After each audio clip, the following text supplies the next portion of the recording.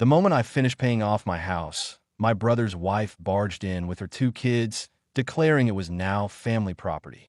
My brother and parents backed her up as she smugly announced, "We're going to live here from now on." They thought I'd cave, but instead, I spoke just a few words that wiped the smile off her face and left her in tears as the room fell silent. My name is Aurora, and I'm 34 years old. I'm just a regular woman who loves getting her hands dirty in the soil. I've been obsessed with gardening since I was a little kid. While other girls were playing with dolls, I was outside digging holes in my mom's backyard, trying to plant everything I could get my hands on.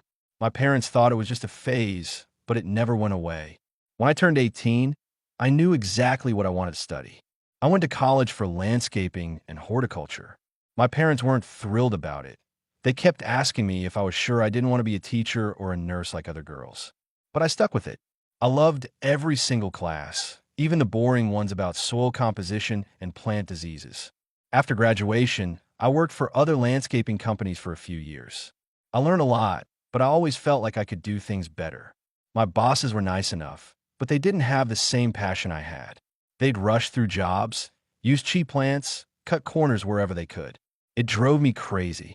When I turned 25, I decided to take the plunge. I used every penny of my savings to start my own landscaping company. It was terrifying. I had no idea if anyone would hire me, especially since I was young and female in a business dominated by older men, but I figured I had nothing to lose. The first year was cruel. I barely made enough money to pay for gas and basic supplies. I did everything myself: marketing, bookkeeping, all the physical labor. My hands were constantly covered in cuts and calluses. I wake up at 5 in the morning and work until dark, 7 days a week. There were nights I cried myself to sleep, wondering if I'd made a huge mistake. But slowly, things started to turn around. My first few customers were really happy with my work, and they started recommending me to their friends. Word of mouth is everything in this business. I wasn't the cheapest option, but I did quality work, and I actually listened to what people wanted instead of just doing whatever was easiest for me. By the time I was 28, my business was doing well enough that I could afford to hire a part-time assistant. I was making decent money, and for the first time in my adult life, I felt stable. That's when I started thinking about buying a house. I'd been renting a tiny apartment since college, and I was sick of it. I wanted my own space, my own garden where I could experiment with different plants and designs. I spent months looking at houses, but everything decent was way out of my budget. Real estate prices were crazy, and I was just one person with a small business. Finally, I found it, a small house on the edge of town with a decent-sized backyard. The house itself needed some work, but the bones were good, and the garden had so much potential. The previous owners had let everything go to HLL, weeds everywhere, dead shrubs, a lawn that looked like a dirt patch, but I could see what it could become. The mortgage payment was going to be tight, but I figured I could make it work if I kept growing my business. I put in an offer, held my breath for 3 days, and then got the call that they'd accepted it. I literally jumped up and down in my apartment like a little kid. Moving in was one of the happiest days of my life. It wasn't much, just a 2-bedroom house with 1 bathroom and a kitchen that hadn't been updated since the 80s. But it was mine. Well, mine in the banks, but still. I immediately started working on the garden. Every spare minute I had, I was out there pulling weeds, planting new flowers, designing little pathways, and seeding areas. It became my obsession. I'd work all day on client jobs, then come home and work on my own yard until I couldn't see anymore. The transformation was incredible. Within 2 years, I'd turned that dead patch of land into something beautiful. I had different sections: a vegetable garden, a flower garden with plants that bloomed at different times, so there was always color, a little herb section near the kitchen window, even a small pond with fish. One day, I was flipping through a gardening magazine and saw they were having a contest for small landscape design. On a whim, I took some photos of my garden and submitted them. I didn't think I had any chance of winning. I figured the competition would be full of professional designers with huge budgets and fancy equipment. 3 months later, I got a call that made me scream out loud. I'd won first place in the small landscape design category. They wanted to feature my garden in the magazine and interview me about my design process. I couldn't believe it. My little garden was going to be in a real magazine that people all over the country would see. But even with this success, I never lost sight of my main goal, paying off that mortgage as quickly as possible. Every extra dollar I made went straight to the principal. I didn't take vacations, didn't buy new clothes unless I absolutely had to, and drove the same beat up truck I'd had since college. My friends thought I was crazy for living so cheaply when my business was doing so well. But I had a plan. I worked 60-hour weeks, took on every job I could handle, and put every spare penny toward that mortgage. It wasn't easy. There were times I felt like I was missing out on life, watching my friends go on trips and buy nice things while I ate ramen noodles and patched holes in my work clothes. But every time I got discouraged, I'd walk through my garden and remember why I was doing this. This was my dream, my future, my security. Now, at 34, I'm finally here. The house is mine, completely and totally. No bank owns any piece of it anymore. It's the most amazing feeling in the world. I knew I had to celebrate this milestone with my family. My older brother Marcus was 37 and married Sarah for 10 years now, with 2 kids, Jake, who's 11, and Tommy, who's 7. They lived in a cramped rental apartment and were always struggling with money. I've been helping them by paying their rent for the past 3 years, and on my rare days off, I'd often have Jake and Tommy over at my place. They loved playing in my garden, even though they were more trouble than help sometimes. Sarah would drop them off and immediately start commenting on my house. Must be nice to have all this space, she'd say, looking around my living room. The boys could really use a yard like this to run around in. I'd just smile and change the subject, but her comments always stuck with me. A week after I made my final mortgage payment, I bought an expensive chocolate cake and a good bottle of wine. Saturday evening was perfect timing since my parents always had Marcus and his family over for dinner. I could announce my news to everyone at once. When I walked into my parents' house, Jake and Tommy were already playing video games on the TV. I put the cake and wine on the table, feeling excited about sharing my news. "What's the treat for?" my mom asked. "I have a surprise for everyone," I said proudly. My mom waved her hand. "Everyone needs to eat first." We sat down to dinner, and throughout the meal, Sarah kept complaining about their landlord raising the rent and how cramped their apartment was. My parents nodded along sympathetically. Finally, I managed to get everyone's attention. My news is that I finally paid off the mortgage on my house. It's completely mine now. The entire table went dead silent. You could hear the kids' video game beeping in the living room, but nobody at the table said a word for what felt like forever. My mom was the first to speak. "Oh, well, that's nice, honey," but her voice sounded flat, like she was reading from script. Marcus just grunted and kept eating. Sarah's face went through about 10 different expressions in 5 seconds. First surprise, then something that might have been anger, then fake happiness, then back to anger. "Well, congratulations," Sarah finally said, but it was obvious she wasn't happy. "But honestly, it doesn't seem fair. You don't have a husband and children like we do. You're lucky you could get your own house while we're stuck in a rental apartment with kids." I tried to stay calm. Actually, I wasn't lucky at all. I worked incredibly hard to build my company, buy this house, and pay off the mortgage. I sacrificed everything for 9 years. Sarah suddenly threw her fork on the table with a loud clang. "Your family, Rora, that means your house is family property.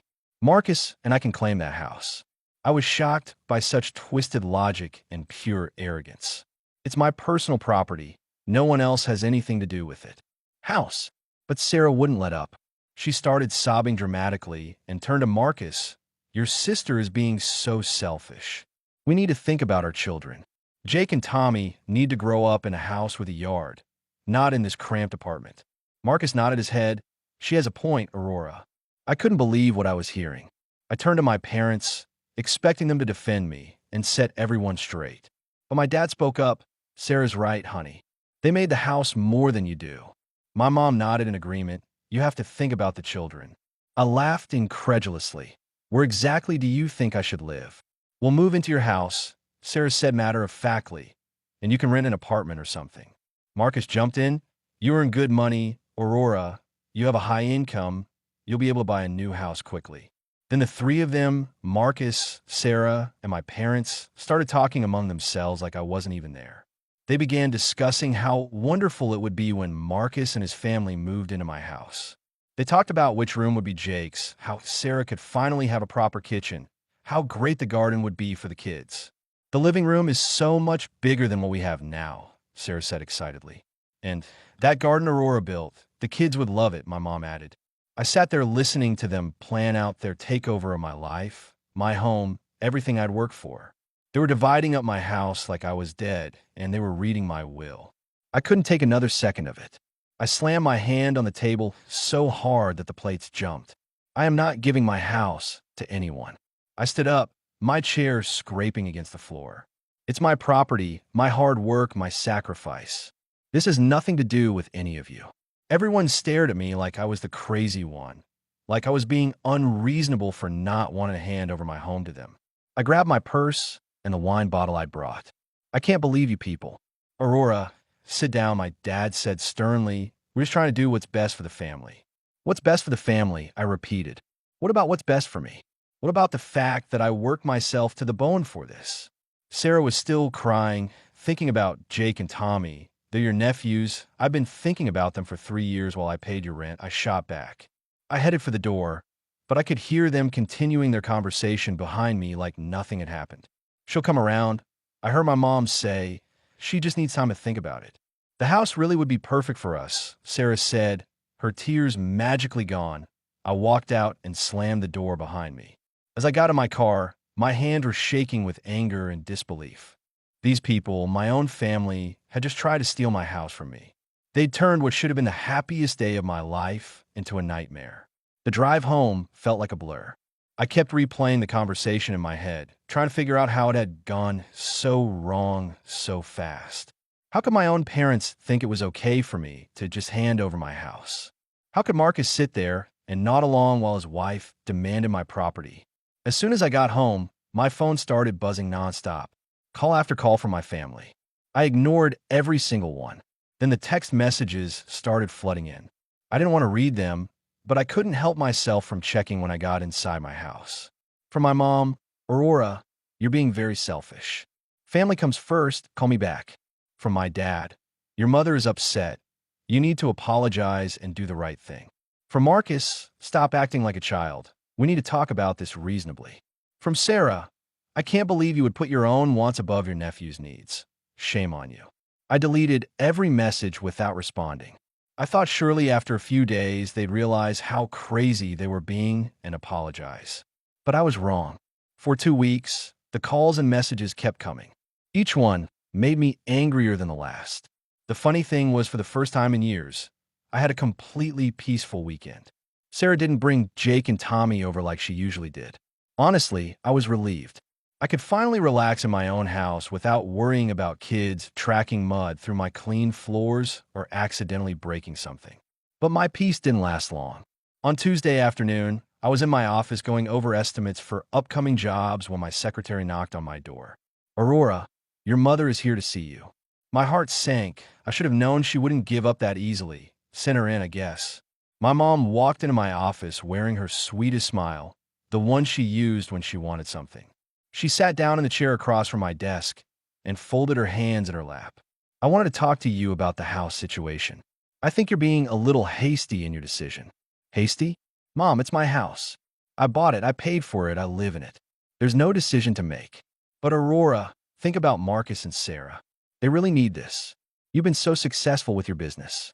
She gestured around my office, looking at all this. You could easily afford to buy another house. I stared at her in disbelief. Do you have any idea how hard I work for this? I didn't go on vacation for 9 years. I drove the same beat, up truck, wore the same old clothes, ate ramen noodles for dinner, so I could put every penny toward that mortgage. I know, sweetheart, but you're in a much better position than Marcus and Sarah. They have children to think about. And what about me? What about what I want? What about the fact that I love my house and my garden?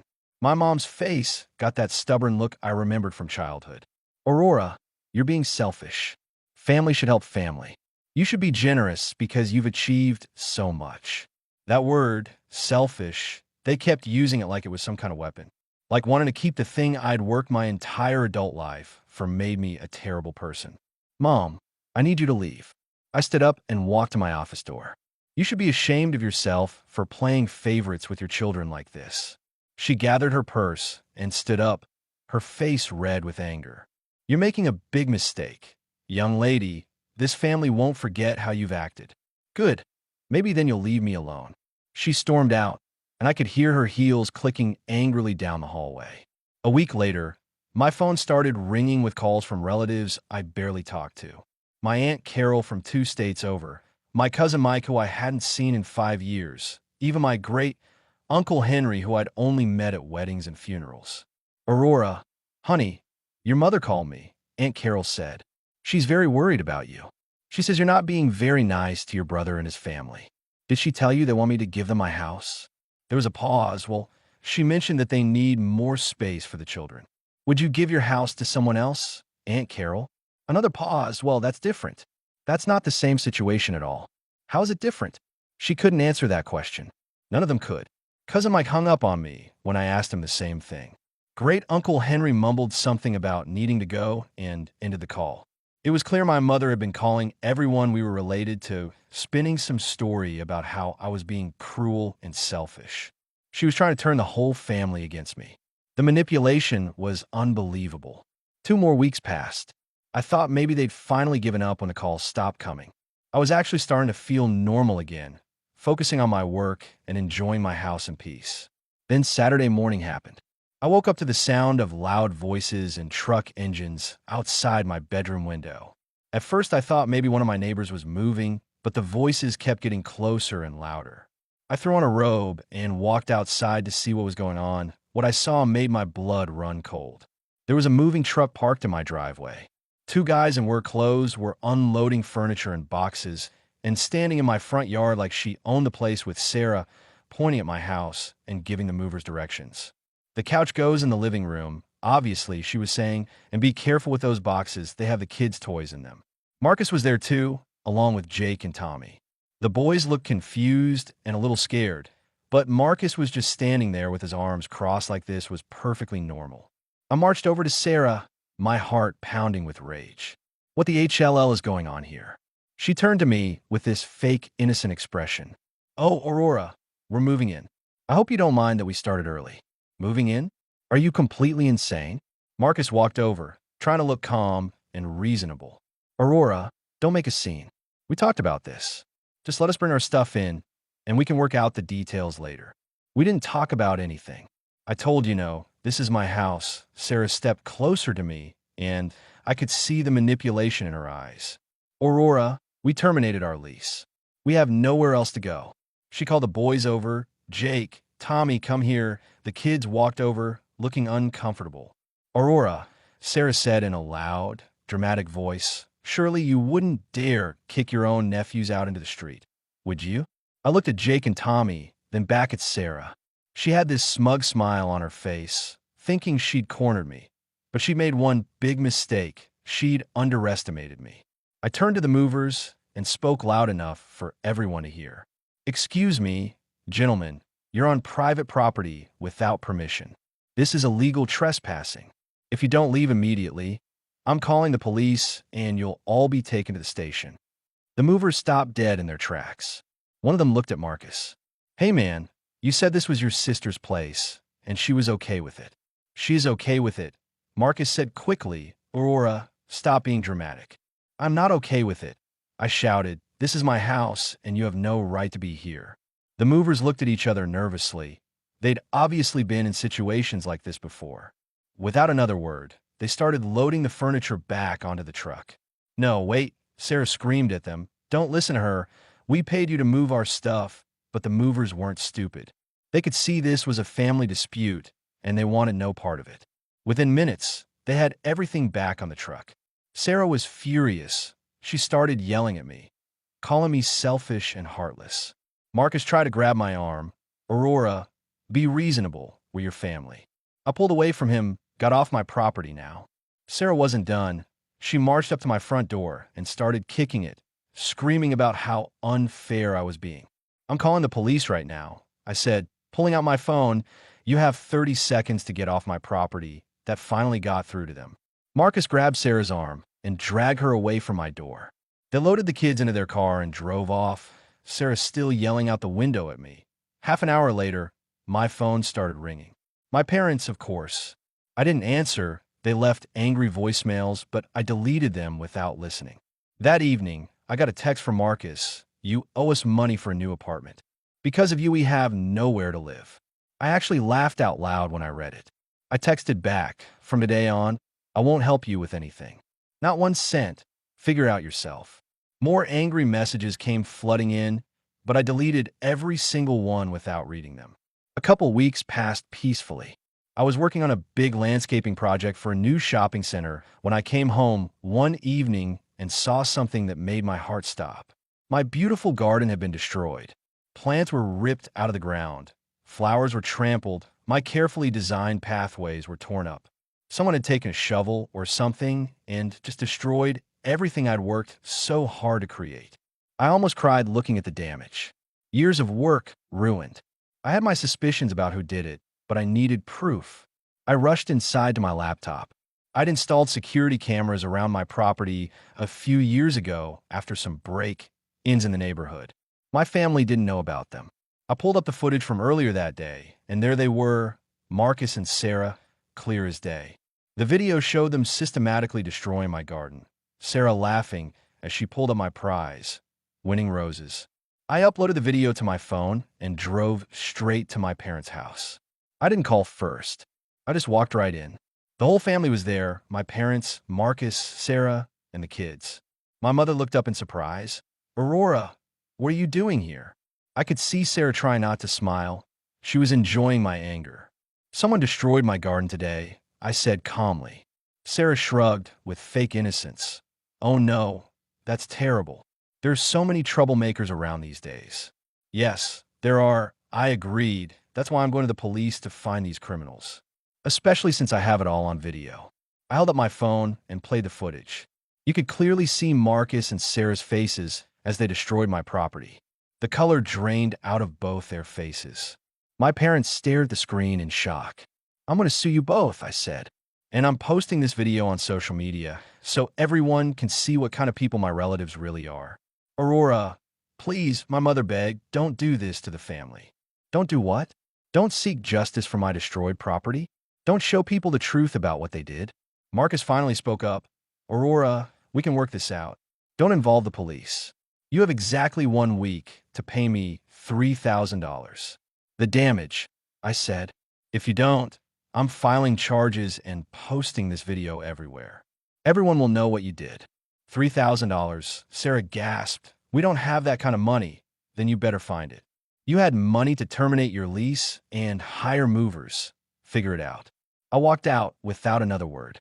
Exactly 7 days later, I received a bank transfer for $3,000 from Marcus, along with a text message, we never want to see you again. I actually laughed like I wanted to see them either. It's been a couple months since all this happened. I used the money to restore my garden, and it's more beautiful than ever. My business is thriving, I'm making good money, and I finally have peace in my life. I heard through mutual friends that Marcus and his family moved in with my parents. Apparently, they're all miserable, complaining about how cramped it is with 6 people in a 3-bedroom house. My parents are constantly stressed about the extra expenses, and Sarah is driving everyone crazy with her demands. But honestly, I don't care anymore.